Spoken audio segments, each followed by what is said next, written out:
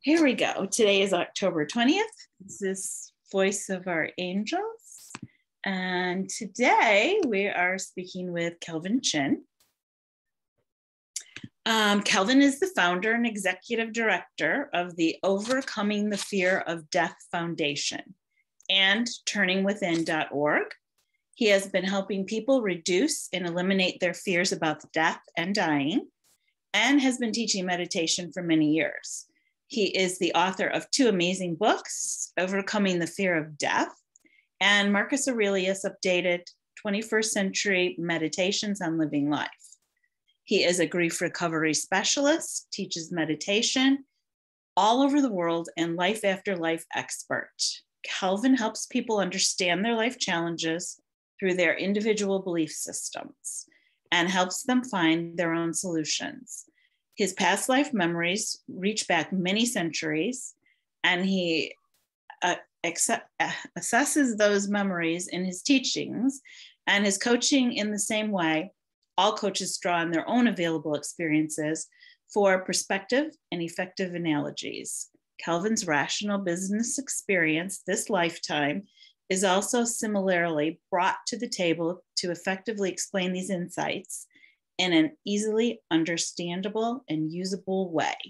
His mission is to help people worldwide to overcome their fear of death and to help people worldwide learn how to turn within, reduce stress and anxiety, and live more productive, enjoyable lives. He's already taught many of us how to meditate, and for that, we're truly grateful. So I will now give it away to Kelvin. Thank you, Anne-Marie. Great to be here with everybody again. Good to see some familiar faces and names and everybody. We're going to talk about the afterlife today, but we're going to talk about it in maybe a little bit of a different way from the way I've talked about it with you before. Some similarities, obviously, because we're talking about the afterlife. But I want to talk about some general ideas and principles that are often I'm going to highlight some very, very common underlying principles that apply in the afterlife that will help you answer your own questions when you're thinking about the afterlife on your own, if that makes sense. Hopefully that makes sense.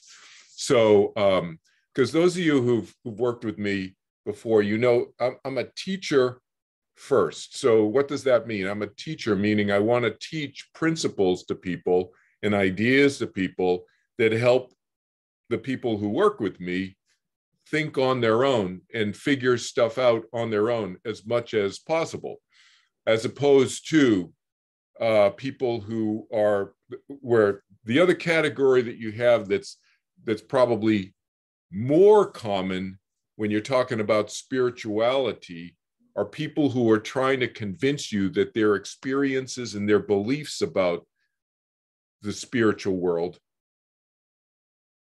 are real, and they want you to believe what they have come to believe. There's a big, if you think about two categories of people who talk about spirituality, the last one I just described, probably, if you think about it, most of the people fall into that category. They're trying to convince you that their experiences were real and that they want you to believe what they believe based on the experiences they've had. That's not my approach. Now, will I tell you and share with you experiences that I've had? Yes.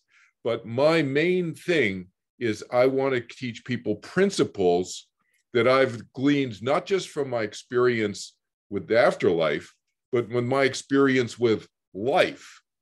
And that means on this side and the other side, because we don't die. We're living in a planet Earth, or we're living on a different planet, or we're living in what, you know, we who have Christian backgrounds, you know, I have a Christian childhood, you know, we call heaven, or we just call it generally the afterlife. It's living. We're still alive. All right. We, meaning not the physical biological body, but the mind is still alive. And so I've learned as Anne-Marie mentioned, my memories go back around 6,000 years, Earth years. And then I've had all these experiences on the other side.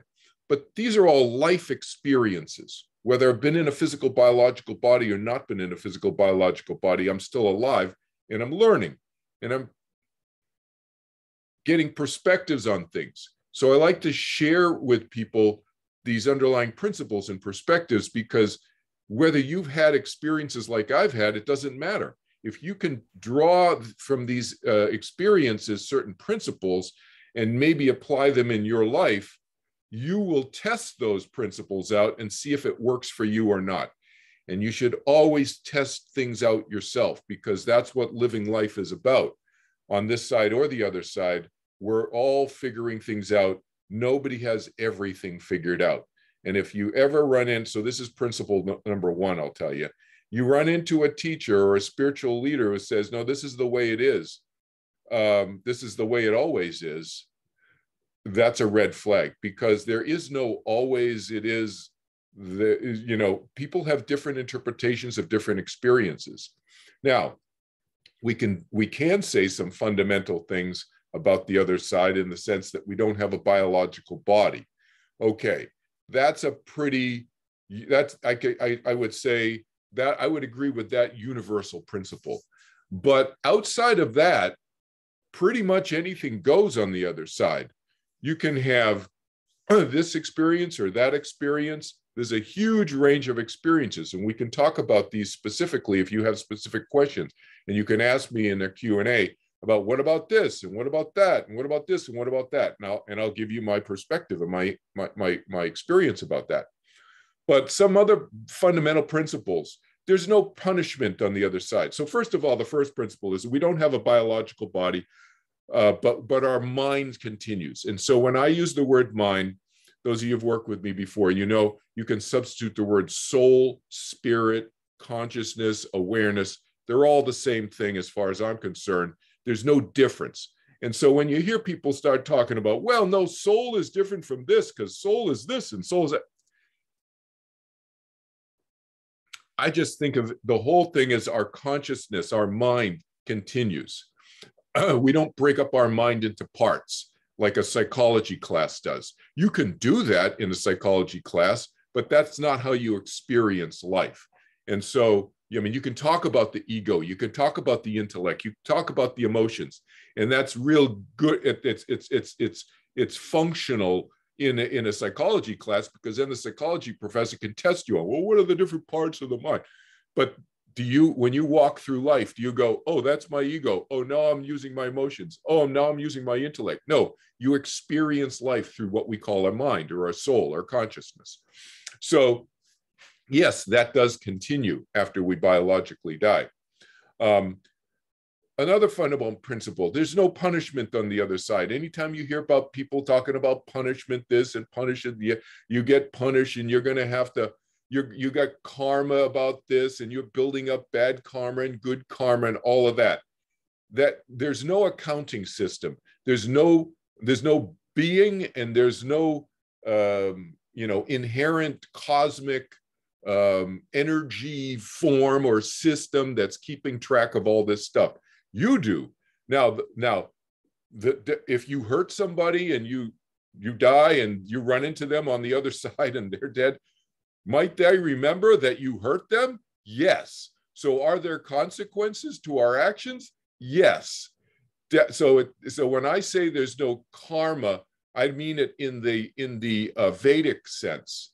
So the Vedic tradition talks about karma as, they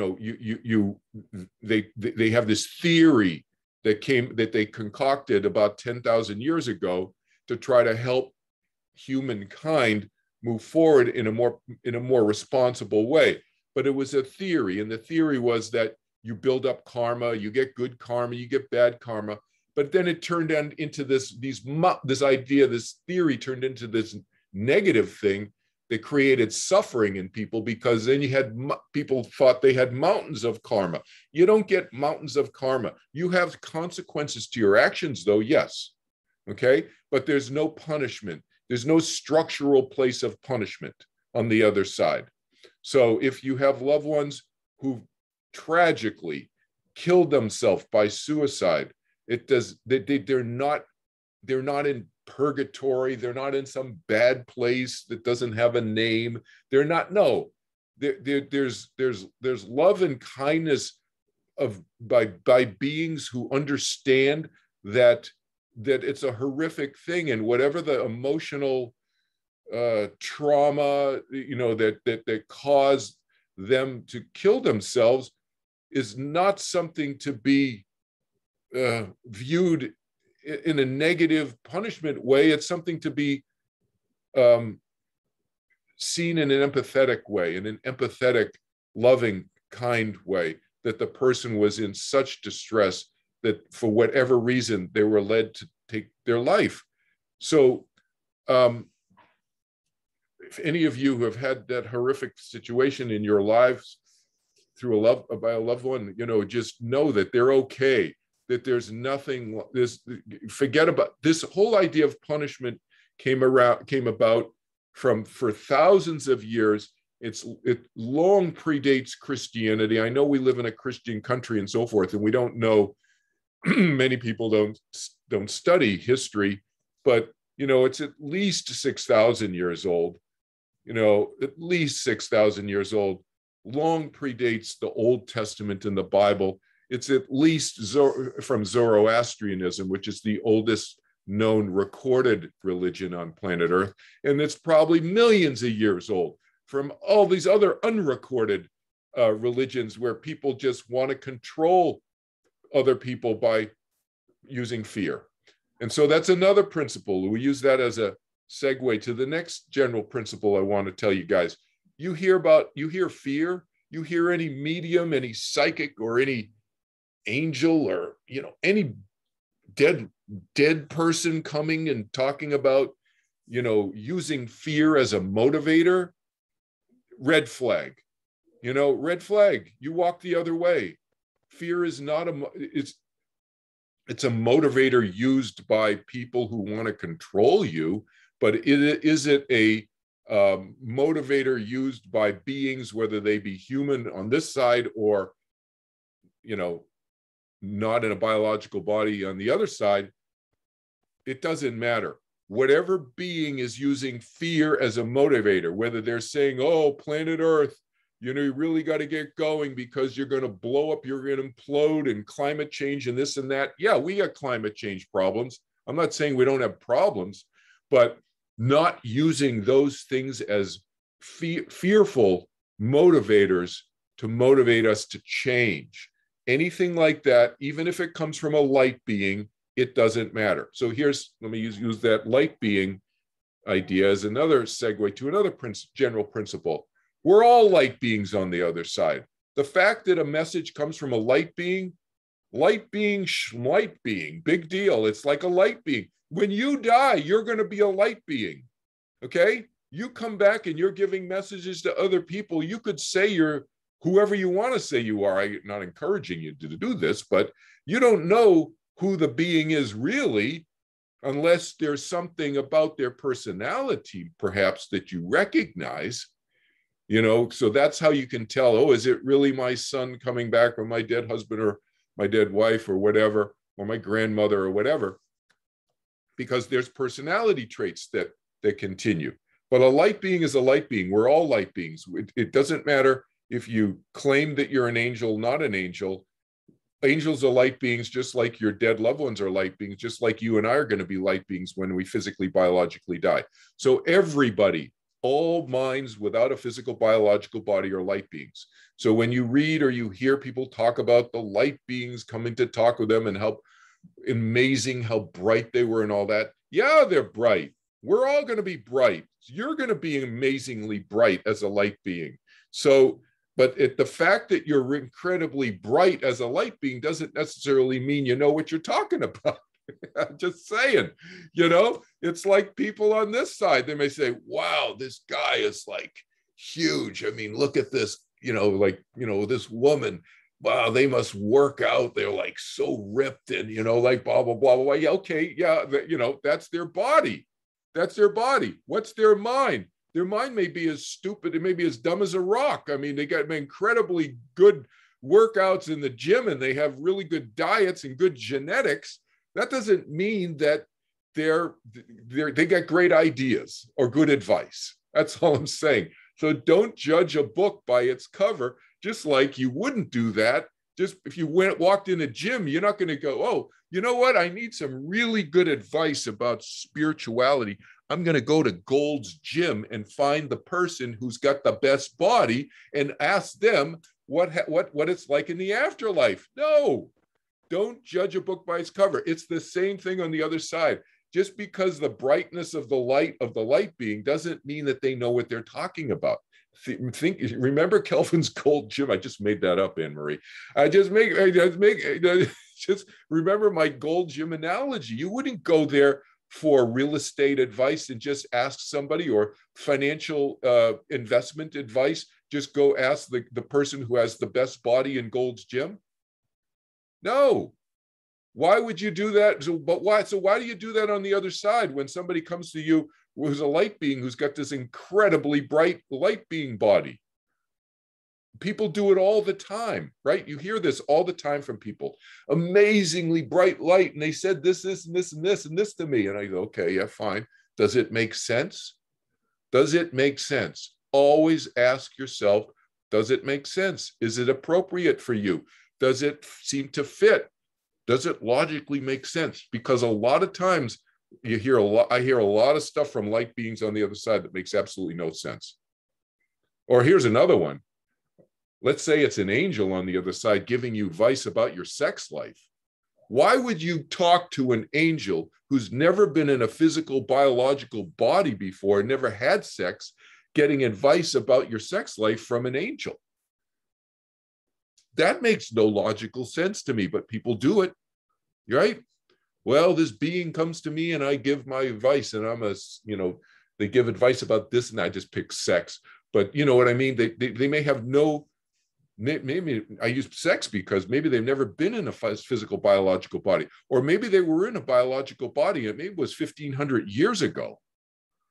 It's like, okay, filter. That's another principle. Always filter what you're hearing, whether it's through a medium, a psychic, or whether you're getting it directly from a being on the other side. That opened up for me in 1986. So what's the math on that? 35 years ago, something like that. This started opening up, and I could quickly see that I was getting all kinds of information, some of which was very useful and very helpful, and some of it wasn't. So it's not that it's all useless. It's you got to filter. You always have to filter. Some very, very helpful, useful information, and some very real communications from dead loved ones. And sometimes they're opposers. That's just a reality. Okay. So you got to look for what's the personality, et cetera, of the person. Do you recognize it, et cetera? And if it comes from somebody you don't know, then it really doesn't really matter to me who they claim to be. What matters is the information useful? Okay. Because it's like anything in life. Forget about the other side. Just think about it on this side. You go down the street and somebody talks to you, and they may give you advice. Even if it's somebody you don't know, you may take the advice if it sounds useful to you. They tell you about a new website or a new exercise program or a new something or this or that you didn't know about. It may be helpful. So again, it's just a filtration issue. Another general principle that applies on the other side, and it applies on this side as well, is free will. Free will means personal choice. Okay? That's what free will means. If you hear anybody describing this idea of free will in any other way to you that's more complicated than just saying it means personal choice. You have personal choice to think this, to think that, to do this, to do that. That's all free will means. If anybody's making it more complicated than that, they're trying to fool you, because that's all free will means.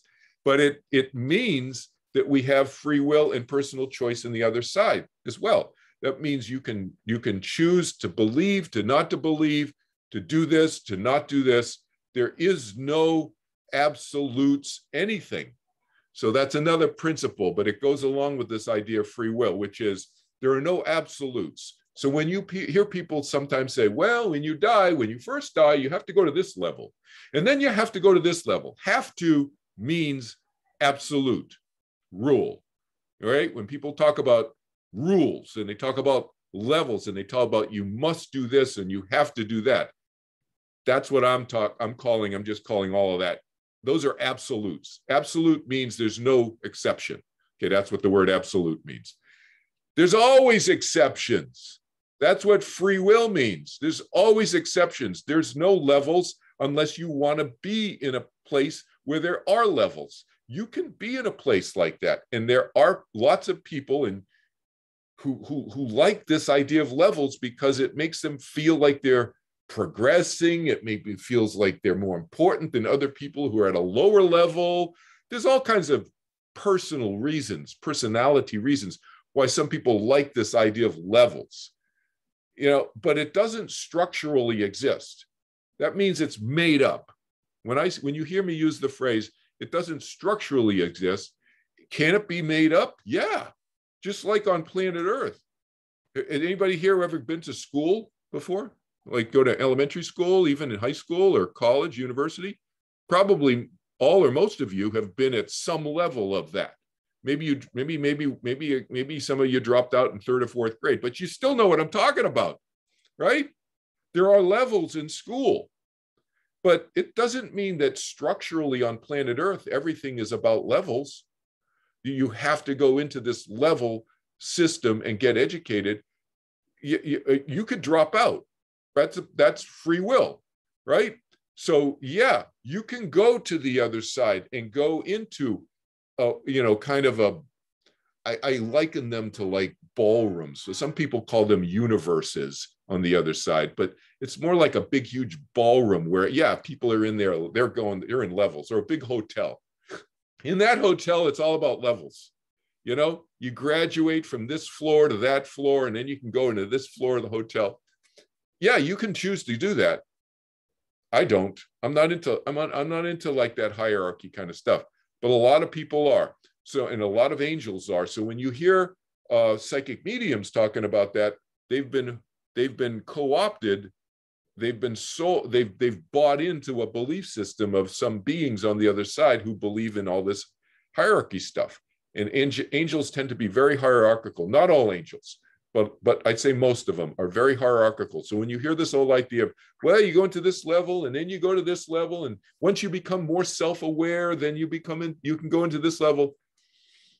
Somebody's been co-opted by one of the many hierarchical angelic religions. Notice what I said. Is another general principle. There are many religions on the other side. Many religions. There are at least as many religions as there are on this side. There's probably more. Because why?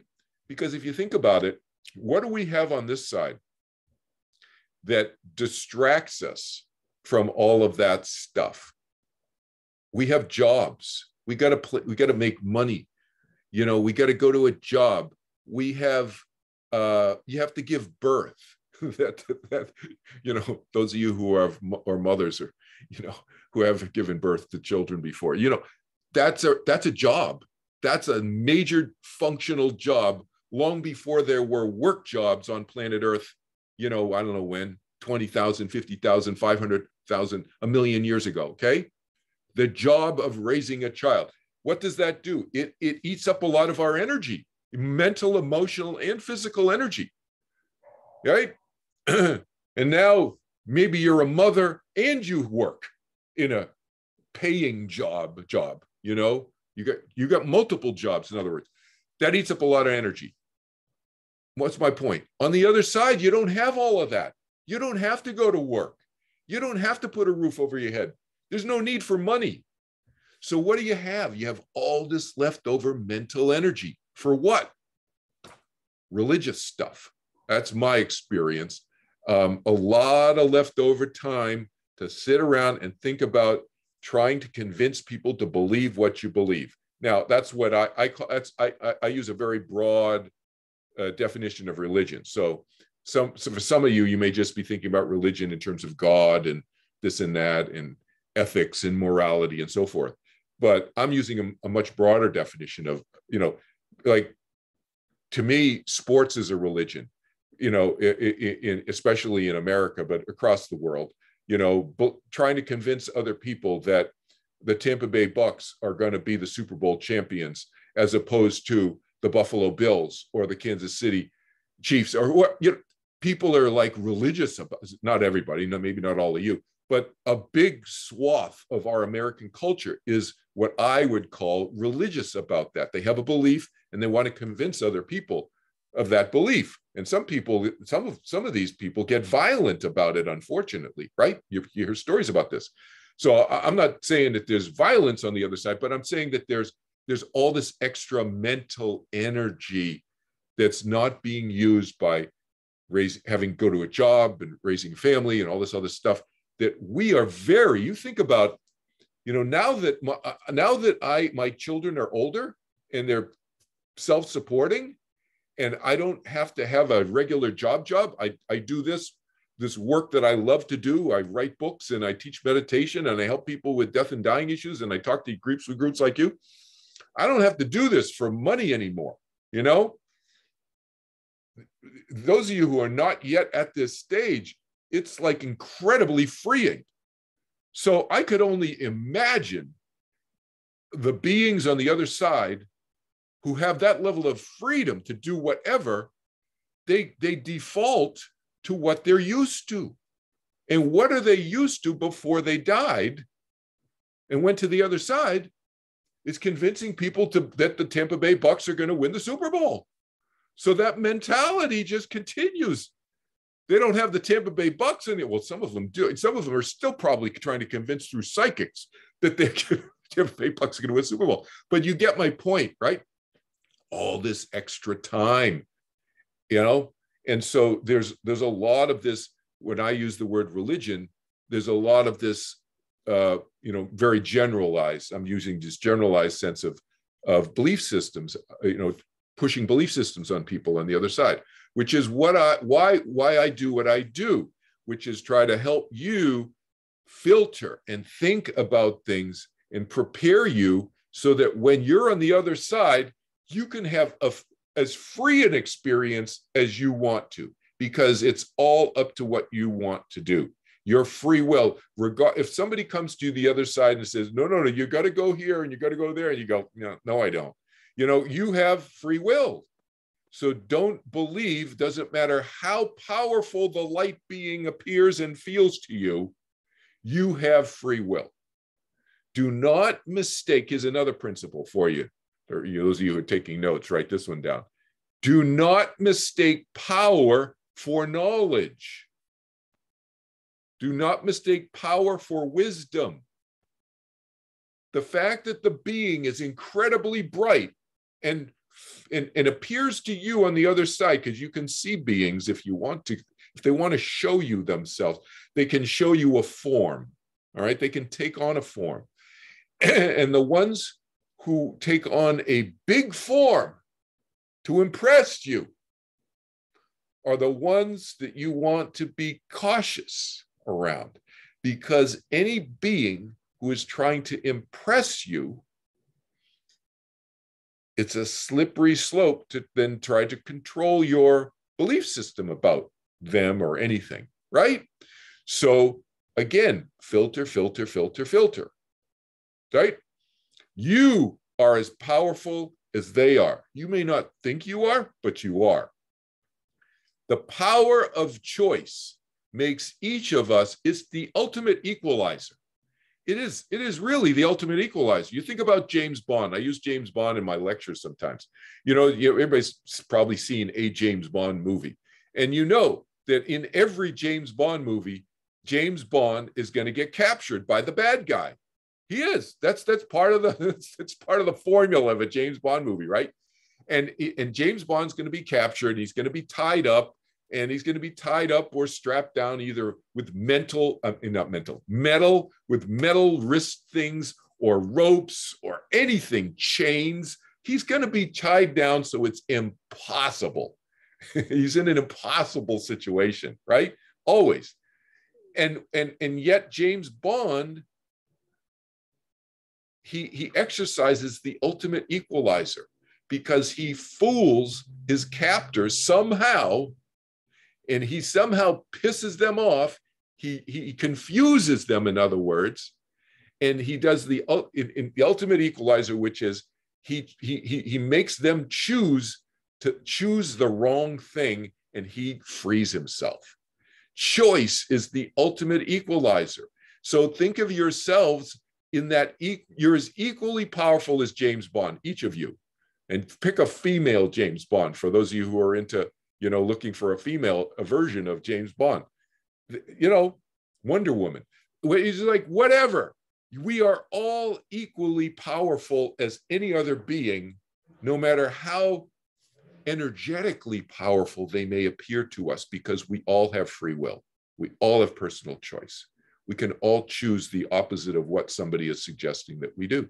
Anybody ever had a 2-year-old child? Ever seen a 2-year-old child? They're starting to exercise their free will. It's an incredibly powerful moment in a human being's life, when they become 2 years old and they start to realize that I have choice. I can make adults do things that they don't want to do. It's a very powerful moment for that human being. And we never lose that, okay? So those are some general principles. And I'll give you a couple others, and then we'll open up the questions. Contracts, soul contracts. Yes, we can have soul plans. I prefer the phrase soul plans, although I use the phrase soul contracts in some of the essays in this book. This is my second book. This book has this is my second book. This is my first book. My first book is on overcoming the fear of death. It's a non-religious approach to helping people understand about death and dying. This book is about living life. This is a collection of 67 essays that I've written. You can just Google my name and you'll see all these books pop up on Amazon and all these other Barnes & Noble and all these online bookstores around the world. But I talk about this idea in here of, in chapter 5 is on spiritual. So there's about 25 or 27 essays, I think, here in spiritual ideas. They're all short essays, about a page and a half, on these different ideas. So let me just pick one of them here. So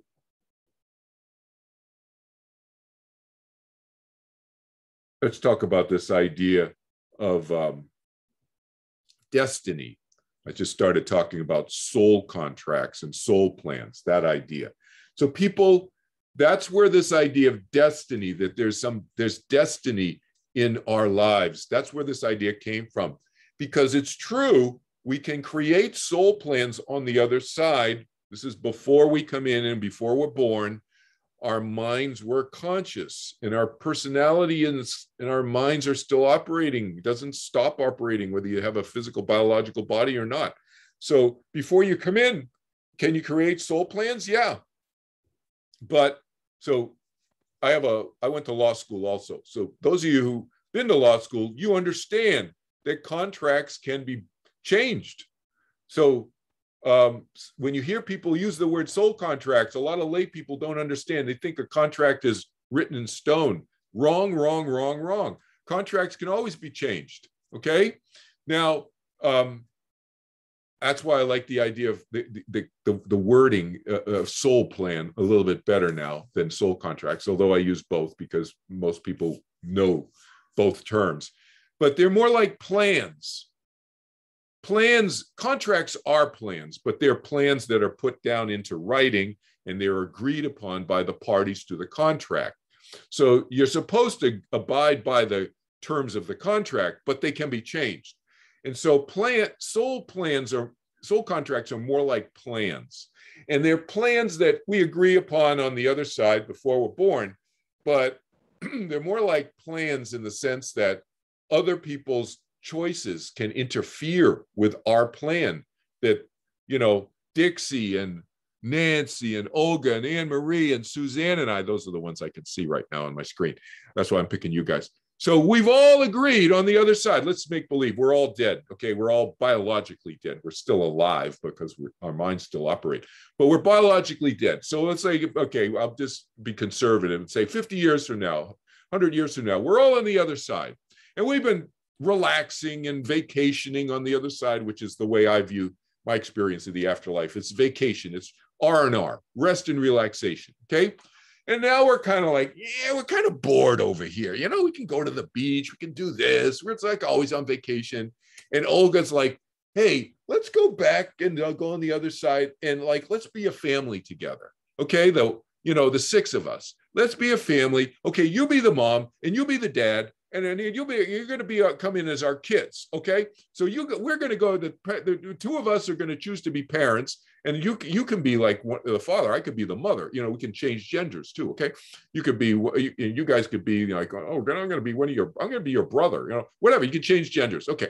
So we've decided this. We're planning this out because Olga's like, how many times have we been to the beach? Like 1,500 times in the last 100 years. Okay, we just like. Let's do something different, okay? There's only so many mountains we can climb on the other side. And we can like, okay, great. Let's do something different. Let's be a family and come back into physical, biological bodies again. So we're going to blame Olga for this. So it's Olga's idea. Okay, fine. All right. So we decide, okay, you're going to go down as the parents first. You 2 are going to go first. And then we're going to wait. And, you guys because you guys got to go be babies and you got to grow up a little. You can't have you can't have a family like right away. All right. So you're going to go, and then we're going to time this all out. We decide to do that. Okay. Let's say that Olga and Anne Marie are going to go down. They're going to be the mom and the dad. And I'll let you guys offline. You can figure out, you can duke it out who wants to be the husband, who wants to be the wife. But anyway, let's just say, okay, you guys are going to go down and be mom and dad. And the rest of us, Nancy and Dixie and Suzanne and I, we're going to be the kids. Okay. Well, we're waiting. We're hanging out. Dixie and, Nancy and Suzanne and I, we're goofing around. We're still doing our thing on the other side. We're waiting for, Anne Marie, whoever Anne Marie becomes and Olga becomes, whatever, them to grow up and so forth. And did they run into each other? Maybe they do, maybe they don't. But let's continue the story here. Let's assume that it works out and they do run into each other and they don't forget about this whole idea. And maybe they forget, but they still run into each other and they still make it happen. So sometimes you remember, sometimes you forget, okay? But you can still make it happen. But some part of your mind is still operating and remembering. But so let's say it is working out. So the 4 of us on the other side are watching this, okay? And okay, now they're together. Oh, they got married. Oh, wow. Now they want to have children. Okay, who's going down first? Okay, Dixie, you're going to go down first. You're going to be the first kid. Okay, and Dixie decides, okay, this is what gender I want to be and blah, blah, blah. And then she goes down the proverbial chute and she goes into this family now. Now there's 3 of them and so forth, blah, blah, blah, blah, blah. Okay. And let's say, now a couple of years goes by and they want to have another child. I'm going to pick on you, Nancy. Just so Nancy decides, you know what? I don't want to go right down right now because I'm having some fun on the other side. So at first, Anne Marie and Olga thinking, we're going to have another child, but then there's like a delay. Okay. Things can happen, all right, that are out of Anne Marie and Olga, whoever they are now, out of their control because the other child that was planning on coming down makes a decision for who knows why, and Nancy makes a decision, I'm not ready to go yet. Now, could Suzanne or I go down? Yeah, we could go down the chute. Yeah, we could go down then, right? We could do that. But, whatever. Things could change, all right? Then so other things can change on the other side. It just things like Anne Marie gets transferred and the job, and Olga, one of them gets transferred, their boss transfers, and so the family moves and that delays things. All kinds of stuff can happen. All right. that are out of your control. Some things are within your control, like Nancy makes a different decision. I don't want to go yet, blah, blah, blah. Some things are out of your control, like your family gets moved like last minute, and you don't have any control over that because it's your boss or your boss, your parents' boss's boss. In this case, our parents, our prospective parents, who are now Anne Marie and Olga, whoever they are on the other side, you know, they don't have control over that. And now Suzanne's all ready to go down the chute, and it's like, well, maybe that's not a good time. Maybe she goes down anyway. And maybe Suzanne has a tumultuous childhood because the parents get moved. Suzanne going, why me? You know, like, who knows? It's just like it's out of Suzanne's control. It's out of her parents' control, even though we've planned this. How many of us? 6 of us have planned all this on the other side. Stuff happens. So can we have soul plans? Absolutely, yes. Can they go sideways sometimes? Yes. And so, and yet can we make it come back together again? Yeah. You know? So who knows? And then maybe I decide I'm the last one to go down the chute. And now everybody's down, you got this family. And I go, you know what? I changed my mind. I don't want to be, I'm going to come down and I'm going to be one of the kids' uncles, you know, or I'm going to be one of their aunts. You know, I go down as a woman and I go into another family and I'm related to you guys. And then I become your uncle. Whereas I was going to be one of the kids, but I changed my mind. Okay. It's like free will. Remember what I said about free will? Personal choice always operates, but not just your personal choice, other people's who you don't even know, okay, are making choices that affect your lives also, okay? So there, I want to open it up to questions. We covered enough general principles, so you probably have some questions. Very interesting. I'm sure they have lots of questions. Who has a question? About any of that or anything else that I didn't talk about too. Who's that? Someone said I did. Olga. That's Olga. Okay, Olga. Remember, I'm your husband, Anne Marie. Okay. I probably will never forget this. So you're the one that's going to cook dinner all the time for me, okay? Okay, I really love that, Kelvin. Wait a second. I didn't say I was going to be the wife. Exactly. I said I'm your husband. Wait, if this argument continues, Nancy, Dixie, and Suzanne, we may never be able to be That's there. right. So I'm going to be the rebel. Still playing off. I'm going to be the rebel. No, that was great. What's your question? My question is, I've never had like a live regression because I'm scared. I don't want to know how I died or what happened. I don't want to know. So if you never do that, and let's say I wrote it down because I forget. Do you think that once we die, do we automatically have knowledge of our past lives or memories once we're dead? it depends on the person. First of all, I'll come back and answer that in more detail. So let me just say, you don't have to remember your past lives to fully develop as a person, as a personality or a soul or consciousness, whatever you want to call it. You don't have to remember past lives. I just happen to remember a lot, but not everybody does, and you don't have to. So that's number one. Okay, you don't have to remember stuff. In fact, just in some cases, I know specific examples of people who do remember stuff, which is actually causing barriers in there because it was so traumatic for them that it's caused barriers for them. So it's not always a good thing. So to me, we take from these memories, if you have memories, what's useful, and you apply it to your life. But you don't have to have memories. You can just look at your emotional patterns, and those are very much linked to past life stuff.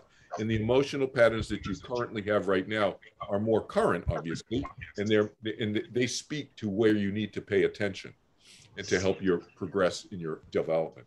But no, so to answer your question, Olga, you may remember stuff when you die, but you don't necessarily.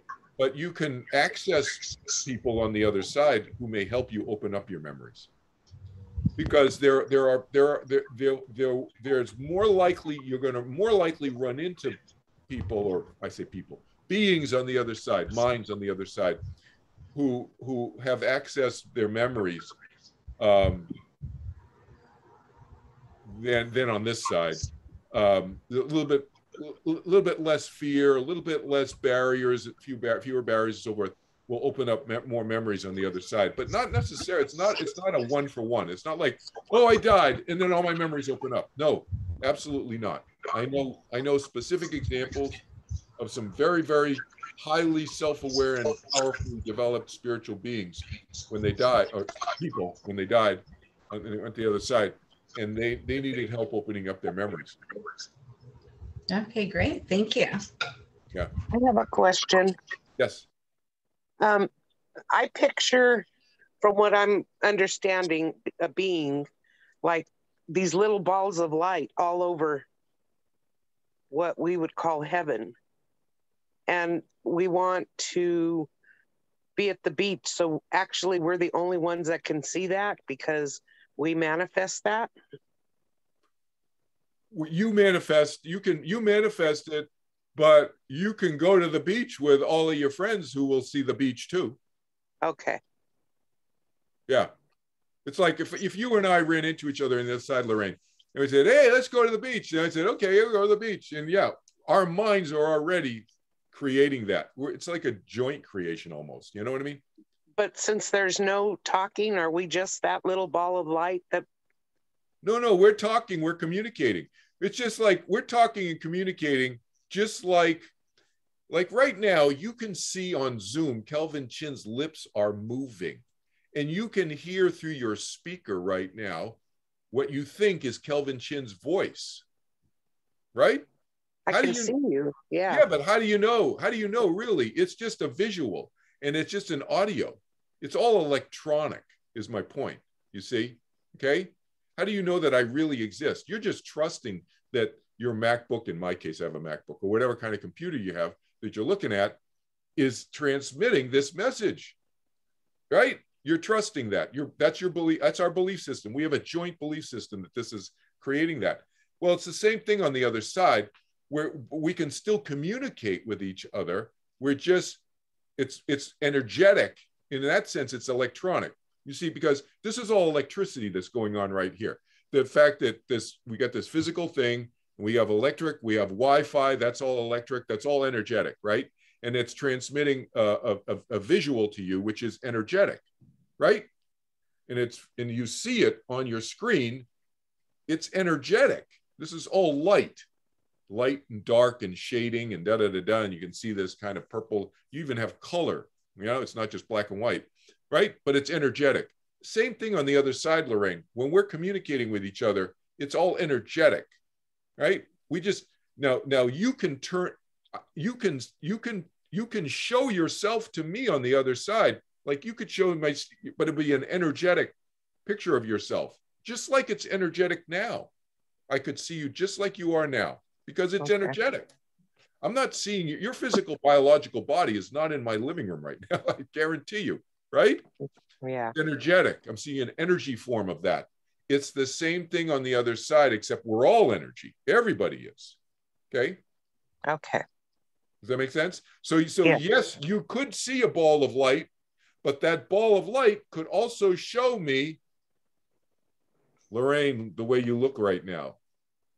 Okay. My ball of light could show you this, so you recognize me as what the 2021 version of Kelvin Chin looks like, you see?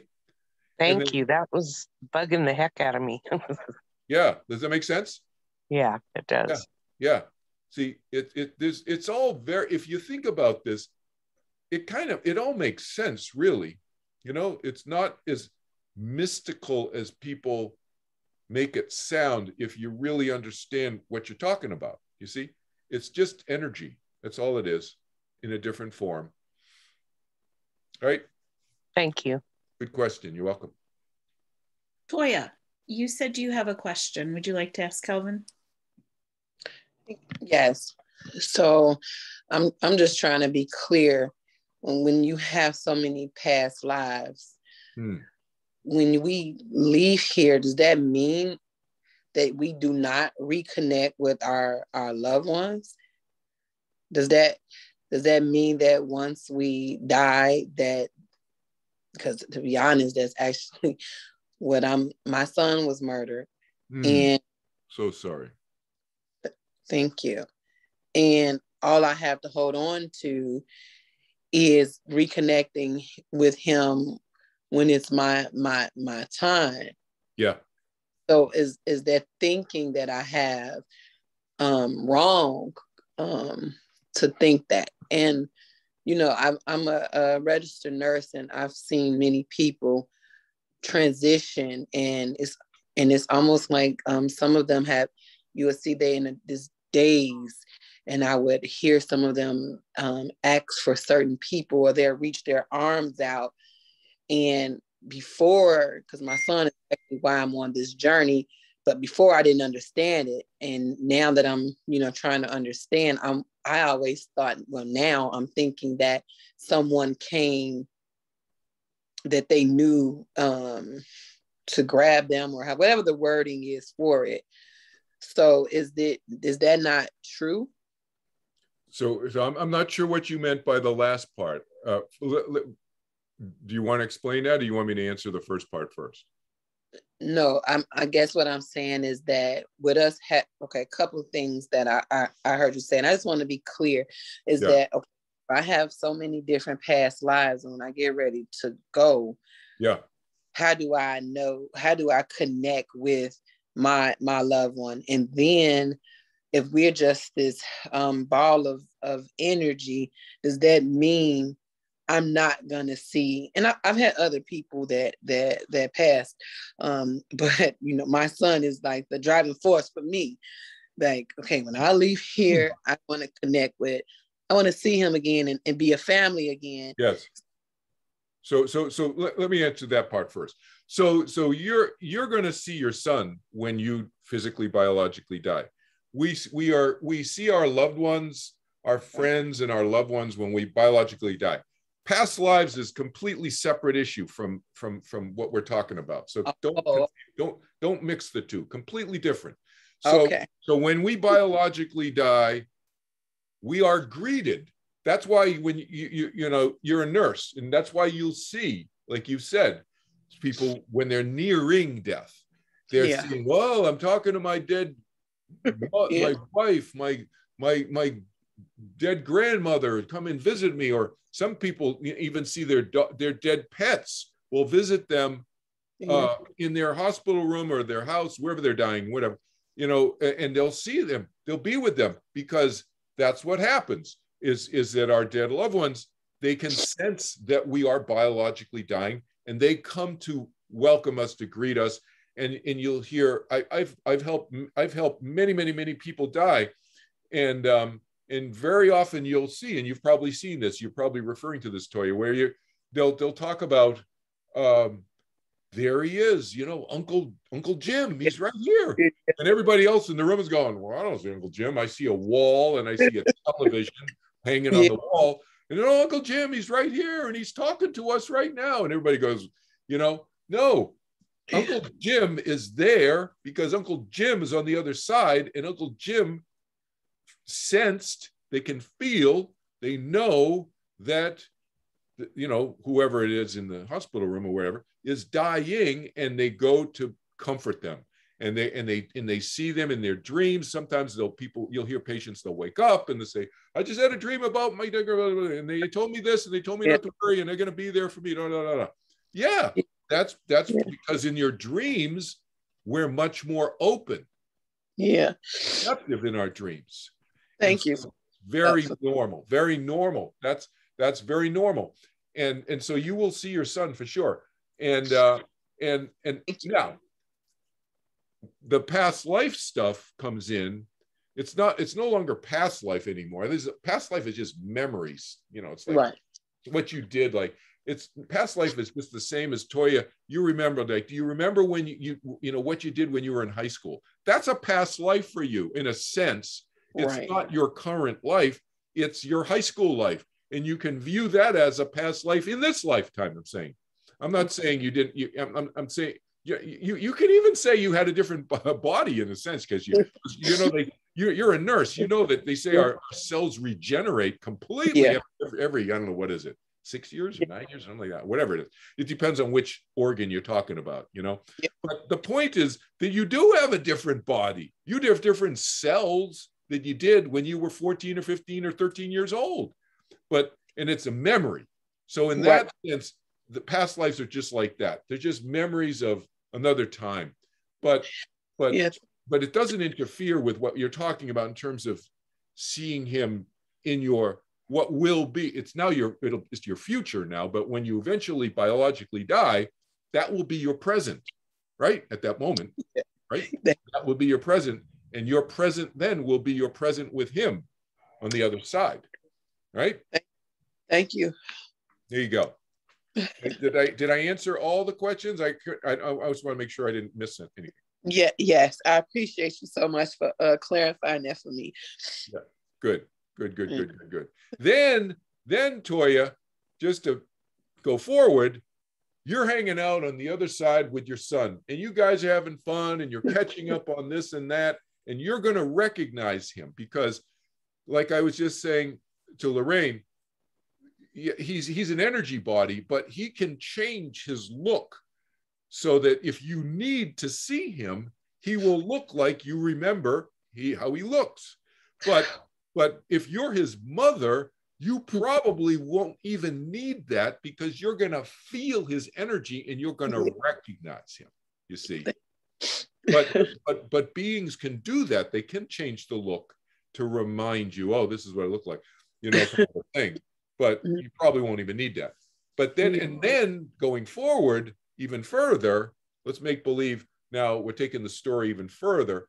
You're on the other side, you're hanging out with him, you're catching up and this and that, and you're going here and there and what we'll call heaven on the other side and so forth, and you're traveling and you're going here and there and doing things and so forth.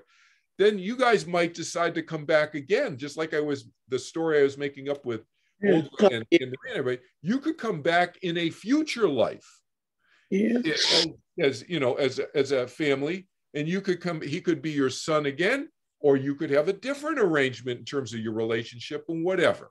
Okay. Yeah. Now that future life that becomes eventually your present life, right? Right. Let's say I'm making up numbers here, but let's say it's 100 years from now. 200 years from now, you hang out on the other side and relax for 100 years. Maybe you come back 100 years back onto planet Earth 100 years from now, okay? Right? Now, and now the life that is Toya is now a past life of yours, you see? Oh, okay. Okay. Right? Does that make sense? Yeah. It makes sense. Thank you. Right? Thanks. You're welcome. Good question. Mm-hmm. Suzanne has a question also. Mm-hmm. Hi, Kelvin. Hey, sorry about picking on you, Suzanne, but anyway. I would love to be the rebel kid. I probably was because this life seems to be balancing out where I'm the heavy lifter, right? Well, I love your analogy of being on the beach and hanging out with our kids. I truly believe that too. My gut tells me, because I knew before I conceived my son just as I know after. I didn't see him then and I don't see him now, but he's just real.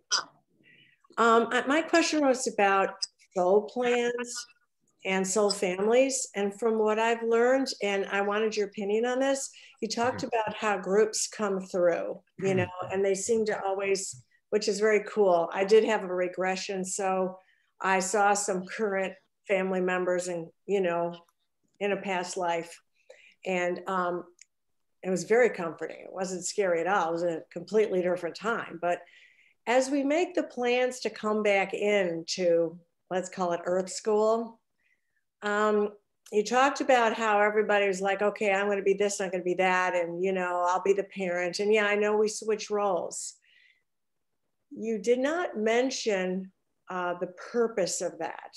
And I know there's no hierarchy over there, but I get the feeling, and I wanted your opinion on this, if we are doing it for some sort of soul growth.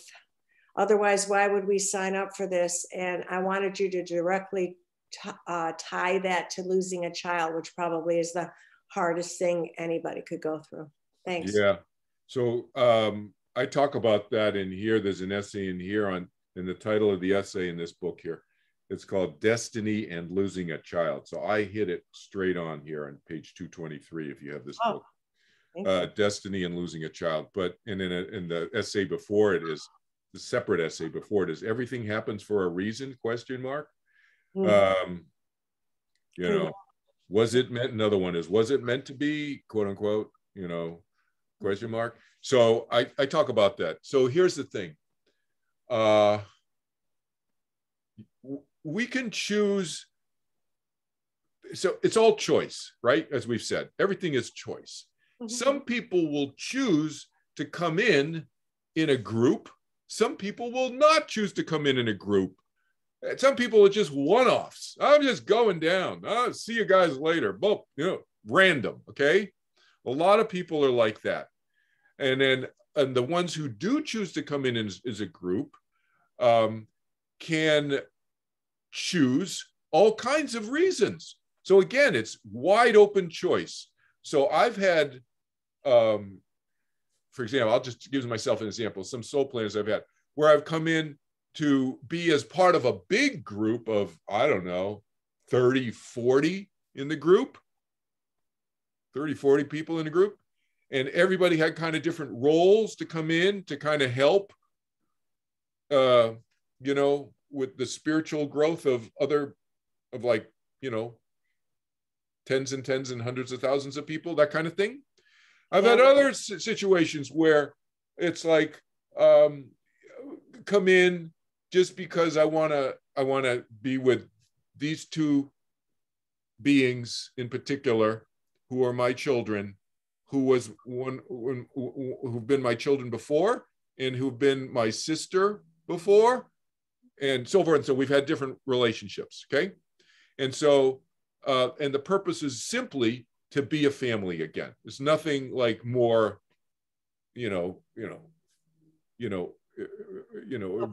high-minded than that, just to be a family together again. Okay. To get together again. Other times I've gotten together to kind of resolve certain things in a relationship, okay? So then that's been a conscious act. Other times it's not a conscious act, and it's just kind of, well, I think I can resolve some stuff that I forgot about. It wasn't part of my soul plan because I had forgotten about it, but now that I'm with you, I remember this thing, whatever. Then it can become a conscious act later too. So it's a mishmash. It's sometimes we think about these things before, and that's what we call a soul plan.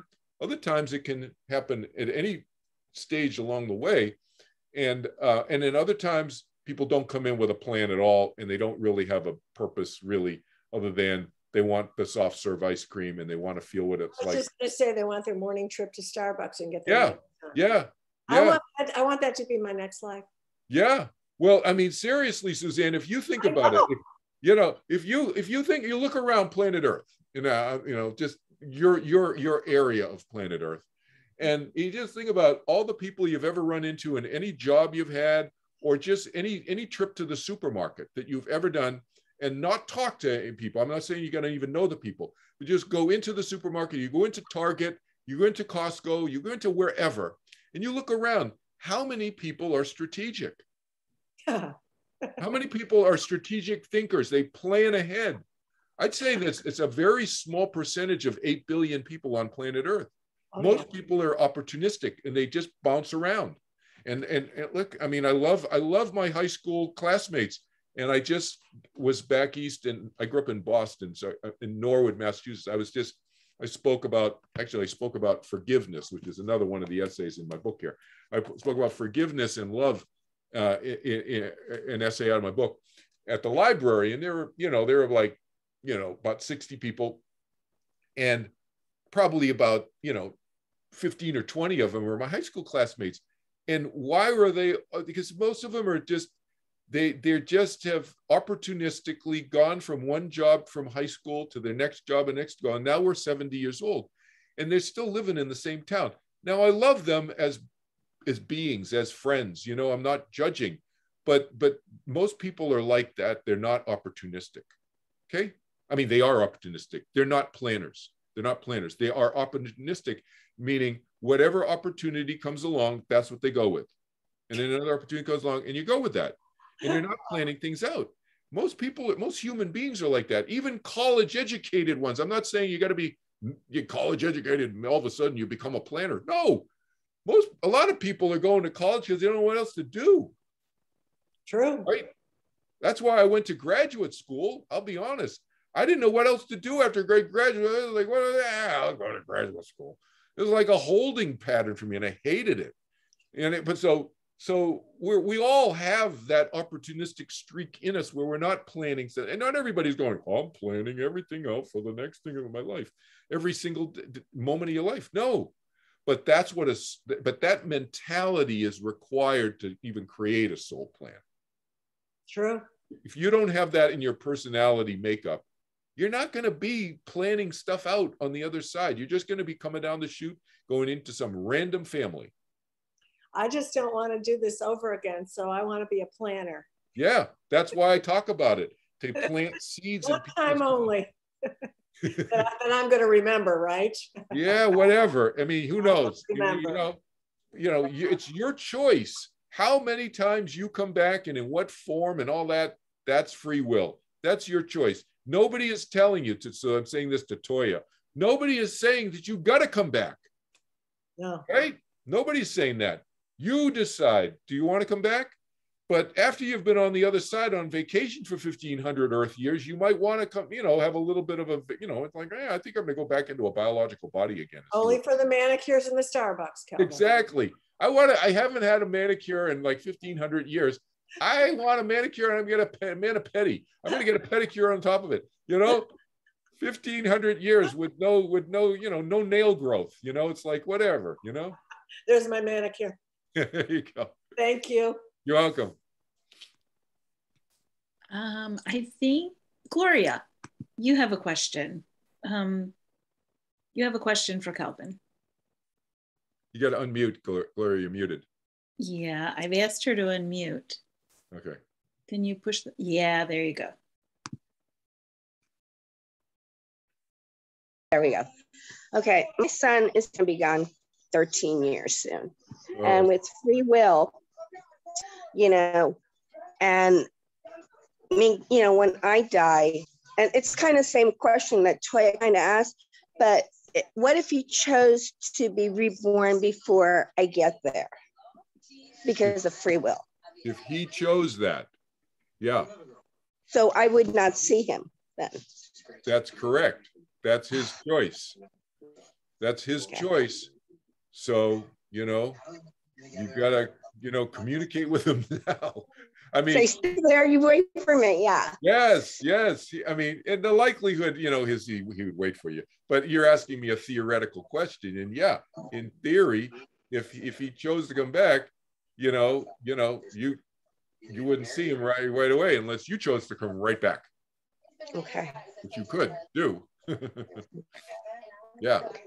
Yeah, because I've always thought about that, because I know it's free. I know that in my head that you have a choice before you come down the life you're going to live. You plan it out. And unfortunately, I chose a very hard life by losing my son. And well maybe you did. Yeah, you don't necessarily choose the hard life. Sometimes things, this goes to the previous person's question, one of the previous person's questions too, which I didn't answer, which is, I'm glad you raised this, is that it's the issue of losing children, which I know this group exists because you've lost children. So that is not something that's part of a soul plan necessarily. It could be, but it's not necessarily. So remember what did I say earlier about these principles that you hear people say? There's no absolutes. That's the only absolute principle, is that there are no absolute rules. So when people say that there was a soul plan for your son to die at this blah, blah, blah, and you planned that out with him before he was born, that's possible, but it's not absolute. It's not absolute. It's possible, but it's not always the case. It's not always the case. Accidents happen. Accidents do happen, especially not just car accidents can happen, of course, but accidents biologically can happen, where genetics can get messed up in the creation of a fetus and so forth, and somebody can die of an illness at a young age. Those are accidents. I put all of that in the accident category. So it could be car accidents. It could be a gun going off. It could be a murder in Toya's tragic case. That's not because Toya and her son agreed upon it necessarily. I don't know. I can't say for sure, but it's possible that it's more likely, quite frankly, that they did not agree on that, and it was a horrific accident that somebody chose, somebody not her son and not her, but somebody completely out of the equation made a choice, and it was a horrific choice to kill her son.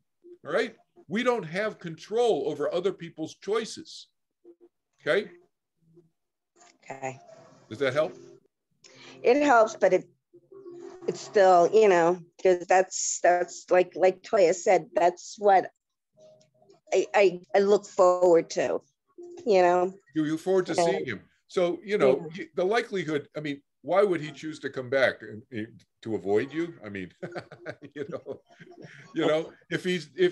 if you have concerns about him avoiding you and coming back to avoid you, those are other issues that are beyond my pay grade. That's not a concern, but yeah,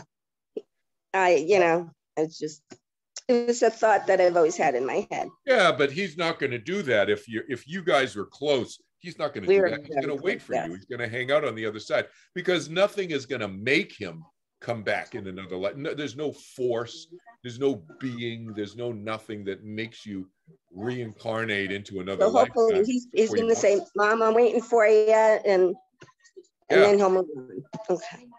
Yeah. Okay, because somebody told me, I had a psychic once tell me that he was already reborn, which really was like, and I didn't know if it was my grandchild or this or that, but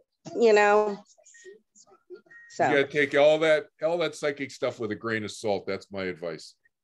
I used to do psychic work. I didn't call it psychic work. In 1986, 87, I actually had clients that come and visit me, and I did private sessions with people. I would always tell people, I don't always get everything. It always not going to come. It's not going to always come through from your dead loved one. It's not. Sometimes they're off doing stuff, and I won't. And I'm kind of a rare person. Karen and Maureen, Olga know me. They know me a little bit. They know I wouldn't charge people, but most psychics aren't going to do that. They're just going to tell you something and they're going to charge you. So you got to realize that it's just. They don't always come through. Okay. Right? So if you go to a psychic and they're always coming through, that's kind of a red flag too. So but you always got to have this filter. Does it make sense? And is it, and how reliable is the source and all that kind of stuff? So thank you. You're welcome. Yeah, he's on the other side waiting for you. Don't worry. And then Debbie Wallace, she said she's somewhere loud listening to headphones. I'm wondering how suicide changes your afterlife, or if it does. Changes your afterlife? Well, it changes your afterlife in the sense of you get a lot of counseling when you get met by a lot of, I call them counselors. So if somebody dies by suicide, there are plenty of beings who greet that person on the other side to counsel them, because usually 99% of the time, the person who kills themselves by suicide is thinking that they're going to do away with all their pain and suffering. That's why they killed themselves by suicide. That's right. Otherwise, why would you do it, right? And if they And if they did it, there are some situations where that's true. But like, I'm using an example, I'm making an example up. You're in war. You're in war. You've just been, it's D-Day, World War II. Those of you who've probably seen that movie, you know enough about it if you haven't seen it. And you know enough about how the horrors of war that you just got blown up from the waist down, okay? You have no legs. We're in an explosion, all right? Now somebody comes to you and says, put a bullet in my head. I don't want to lie here and suffer for the next 20, 30 minutes and bleed out. I don't know if people know that expression. So you bleed out because you don't die immediately, in that horrific situation.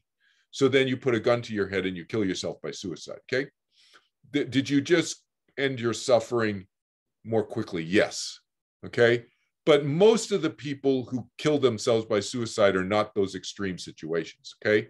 Most of them are psycho-emotionally in pain, okay? So if you're psycho-emotionally in pain, then most of the people are thinking that I'm going to kill myself and then I'm not going to be in psycho-emotional pain anymore. And they die by suicide and they're on the other side and they're still psycho-emotionally in pain because we take our mind with us. Our soul, our spirit, our consciousness goes with us. And so that means their emotions are taken with us too. And our confusion is taken with us as well, which is why I do what I do now, to try to decrease the confusion in people, not whether it's about afterlife or those of you who've worked with me, I help people with high anxiety issues and so forth and all kinds of issues. But a lot of my students, probably 60% of the ones I teach meditation to, have high anxiety issues. So I want to help them reduce their anxiety so that they're less stressed, so that when they do physically, biologically die, they're not taking a stressed out mind with them to the other side. So you can enjoy the other side more. So that's what they take with them. And therefore, what changes, to answer the person's question, Debbie's question, is that they are greeted by lots of people or beings on the other side who understand that the mind continues and that they were distraught when they killed themselves, and to acclimate themselves to the fact that they're still in distress. So they get a lot of counseling. I'm serious. That's what I call it. Counseling when they die. So they get educated as to the fact that you just took your mind with you. Don't worry. We're here to help you. And we'll counsel you through some of your problems. So the counseling that they didn't get on this side, or maybe they started to get on this side, whatever, is continued on the other side. So that's how I would answer that question. What changes? I don't know if that helps, but that's what happens. Right? Makes sense. Yeah. Yeah. Anybody else have a question? So it's a good thing, is what I'm saying, the counseling that they get to help them acclimate to being in the afterlife, in heaven, so that are some of their stresses relieved? Of course they are, because they don't have a physical biological body that they have to worry about anymore. So automatically they feel a lot more relief just dying. But the trauma, the psycho-emotional trauma that they may have been trying to escape from, that still continues with them. That's why the counseling, as I said. Somebody just raised their hand. I just saw it. Didn't see who it was. Julie. Julie? Can you unmute, please? There we go. Hi, thank you so much, Kelvin. I'm enjoying it so much. You're welcome. Just speaking on that trauma, is that the same as if they've suffered physical trauma here? Physical trauma? Well, the physical trauma, it depends to what extent the physical trauma has caused them mental trauma, emotional trauma. If the physical trauma is just physical trauma with very little mental trauma, I mean, again, if you have physical trauma, it's going to affect you mentally to some degree. But I mean, if it's just, you know, when you die, you don't have that physical biological body anymore. And so that immediately goes away. What's that? It's just gone like that when it's you just pass. Gone like that. So anything that's physical is disappeared, literally disappears. And so anything mental that's traumatic, that's associated currently with that physical condition, also, it's like, wow, I feel so free. It's like, wow. That's good to know. Yeah. It just disappears. Yeah. Thank you. It's just the contrast is so huge because you're just so free, right? And so those of you who meditate, have taken my meditation class, have gotten glimpses of that. That's what I mean, except it's like that times 10, like 100,000.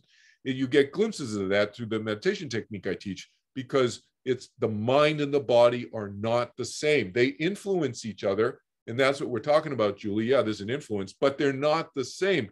And when one of them completely drops away, in the case of the body, drops away, doesn't exist anymore, it's a biological form that's influencing the mind anymore, the mind is just the mind. Whoa. And it's free. It's experiencing, it's allowed to experience its expansive self. I've heard people say, you know, like when someone's really sick, that they sort of travel between here and the afterlife before the actual transition happens. Is that? Yeah, that's what we were talking. That's what I was talking with Toya about, I think, because she said she was an RN, a nurse. And so we see that a lot in people who are dying. I say dying, so they're in the last week or 2 or 3 or 4 weeks of their, before they actually biologically completely die, their body is shutting down little by little by little, and their mind is more and more and more and more hanging out on the other side. So that's why Toya has witnessed the more, you see this, these visitations, we'll call them, from the other side more and more, because the biological body is gradually shutting down. Some people refer to it as the deathing experience, because eventually they are dead, but they're not dead yet, and they're in the dying or deathing experience. And then for those last weeks, and then their mind is more on the other side. So it's probably not a shock to most people when they die. Right. Yeah, not so much when you have that gradual deathing experience. It depends on the person, you know, because sometimes people are just shocked because even though they're going through that dying or deathing experience, they're in denial that they're dying, or they're really trying to hold on at all costs and not letting go. So, you know, for people who are in that mode, it can be a shock, you know, even though they're dying, right? Thank you. Does that make sense? So that's why I do this work, the overcoming the fear of death work, to help people not be in that state that I just described, where they're just holding on. And then if all of a sudden they die, and it can be a shock to them. So I try to reduce the contrast, the shock of all of these experiences, because they're very normal. That's the thing. There's a normalcy to all of this that I like to bring in terms of the way I talk about it and my attitude and how I language things. It's a very, very normal. Life and death is just a very normal thing. Death is just a transition. It's not an end. It's a transition to our mind continuing without the body. And then we can come back, as Toya and I were talking about, we can come back into another lifetime. And you come back into another lifetime, into another body, and so forth. You can choose to do that at any time, but you know, it's up to you whether you choose to do it or not, or you just hang out on the other side for a long time too. Okay. Thank you. That sounds good, staying on the other side. Yeah, it sounds good, and until you've been there for 1,000 or 5,000 years, and then you're going, oh yeah, I think I want to change. but it's totally up to you.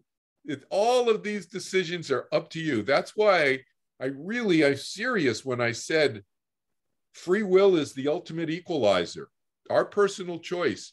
Everybody has that power. Everybody has it. Nobody can ever take that away from you. I call it a sovereign mind.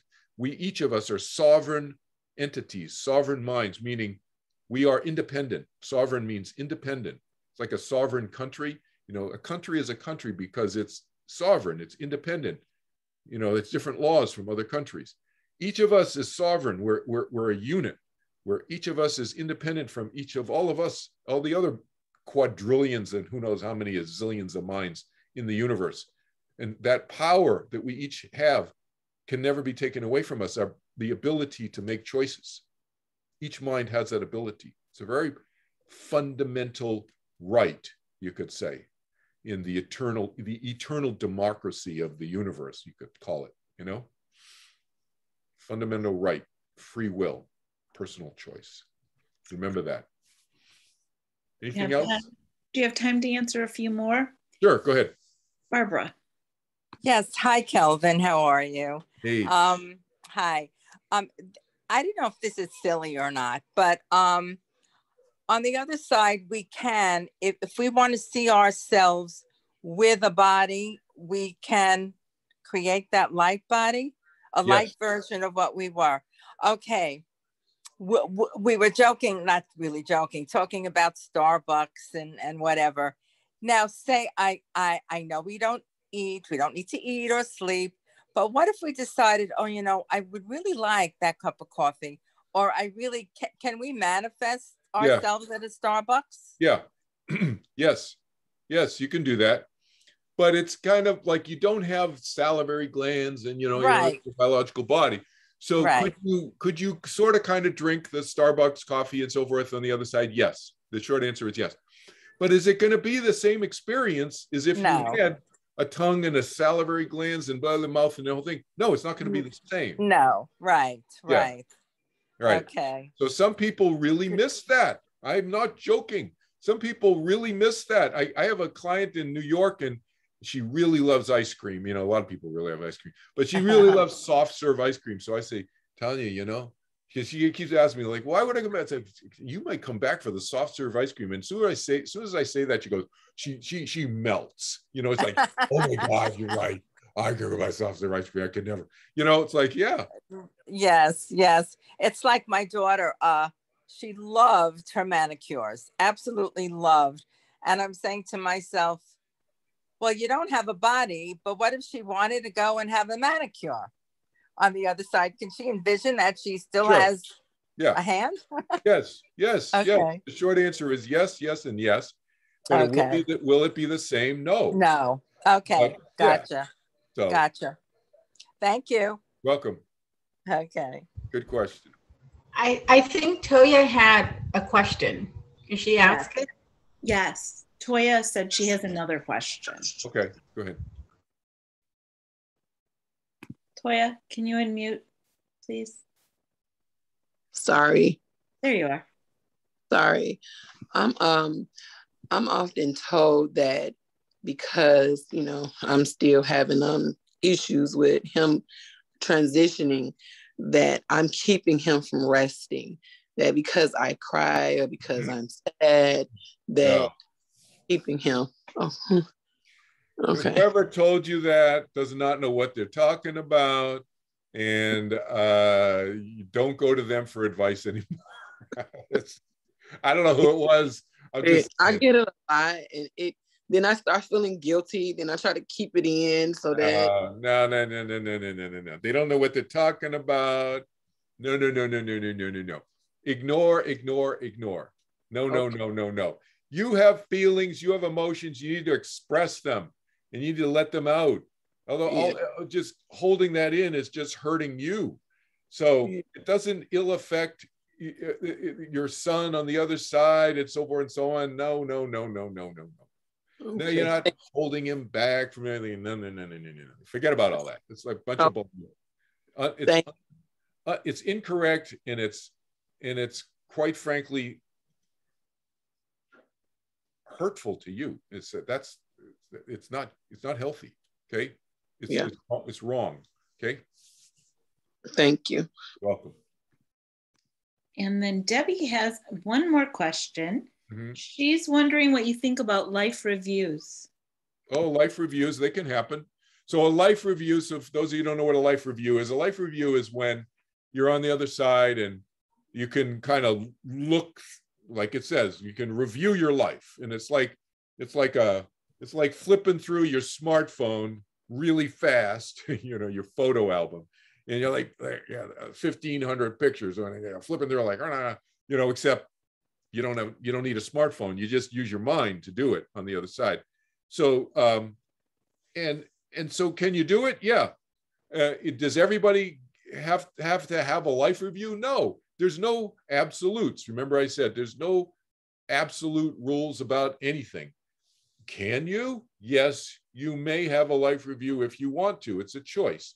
And so you can kind of review what happened in your life and kind of revisit.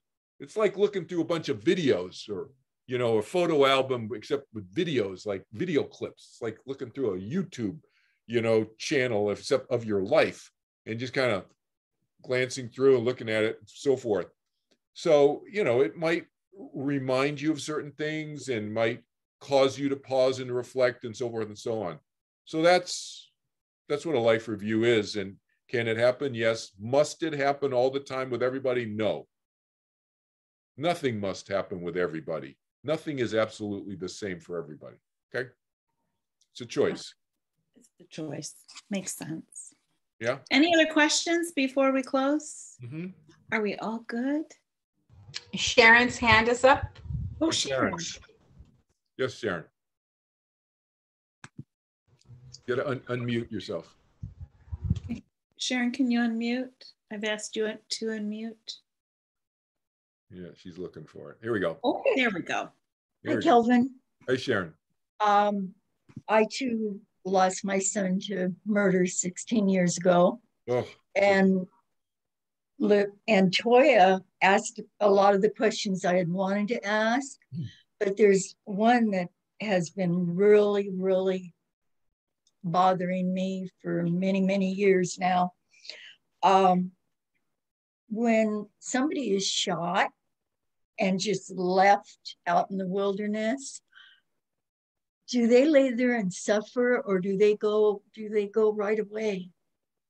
Oh, if they're shot and dead, you mean? Yeah. They leave immediately. The back of the head. Oh, so yeah. if they're physical, biological, they leave their biological body immediately. I was told that. I just wanted to see. Yeah. They completely leave the body. It's like, oh. Because that has haunted me. Like, did he suffer? And no.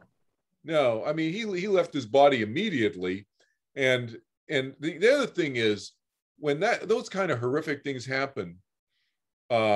Joan of Arc. People have probably heard of Joan of Arc, right? Joan of Arc. You've heard of Joan of Arc, right? Yes. And what was it? I think it was in the 1400s, if I'm not mistaken. She's a classic example of what I'm going to say, which is, and when I say classic, because there were, I don't know how many hundreds of witnesses to her murder. Well, they killed her. She was burned at the stake. Okay. Right? So in the middle of a city square, middle of a city, okay? So there were hundreds of witnesses to her death, Joan of Arc. And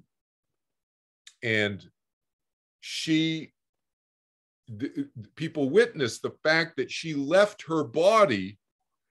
She was talking, as her body was burning, she left her body and was talking and clearly not experiencing the burning of her body. All right? So that goes to your question, Sharon. Does that make sense, right? So yes. He left his body and didn't even experience the pain. Yeah. He didn't even experience the pain. So there are hundreds of firsthand accounts because people could, there was printing presses and people could write then, so this is documented evidence of Joan of Arc's death.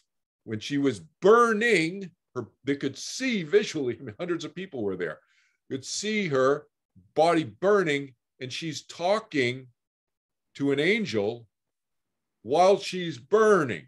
Her physical body is talking, her vocal cords, right? Wow. Yeah. Hundreds of people witnessed this. So that's an example of what I'm talking about with your son, is that he left his body. He didn't experience the physical pain or anything. He didn't feel, okay.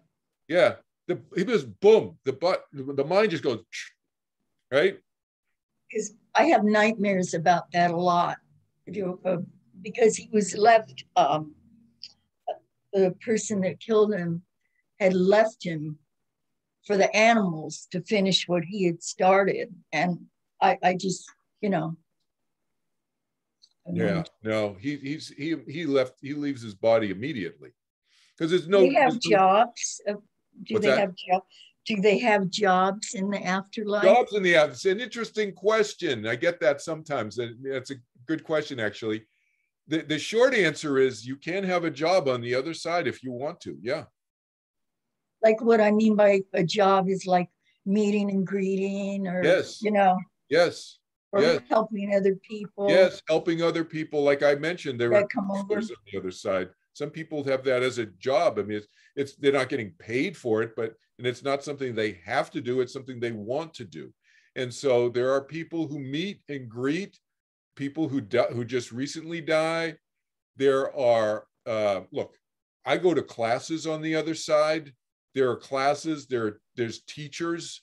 I teach on the other side. I teach on this side and the other side. So I teach on this side. I teach classes on the other side from this side. I teach both ways. I have students on the other side who sit in my classes that I'm teaching on this side. Oh wow! Okay. And then I attend classes on the other side also. From this side, I do that sometimes. And then probably most people are just on the other side attending classes. If you want to, you don't have to. A lot of people just hanging out. You can just chill if you want to. Most people are just chilling out. Okay. Most people are just chilling out. Okay. Yeah. Thank you so much. You're welcome. And thank you, Toya, for asking your questions, because they were what I was going to ask. Yeah, no, these are good questions. These are important questions because you guys have lost some loved ones through some very traumatic circumstances. Well, I used to, I quit going to church for a while because of it. And I blamed God for a long, long time. And when I finally went back to church and I said to my pastor, I said, why did God do this? And he goes, God didn't do that. That was not That's right. God's plan. Well, that's a good pastor. That helped That's a good pastor. That's a good pastor. That's a wise He's pastor. Very good. He goes to church in his Hawaiian shirts. He doesn't have the robes or anything like that. I'm comfortable, but I haven't been able to go lately. But that's a wise pastor. I'm a caregiver, so I don't get to go too often anymore. Yeah. Well, I take care of people. I'm glad he said that, gave you that as an answer, because that's accurate.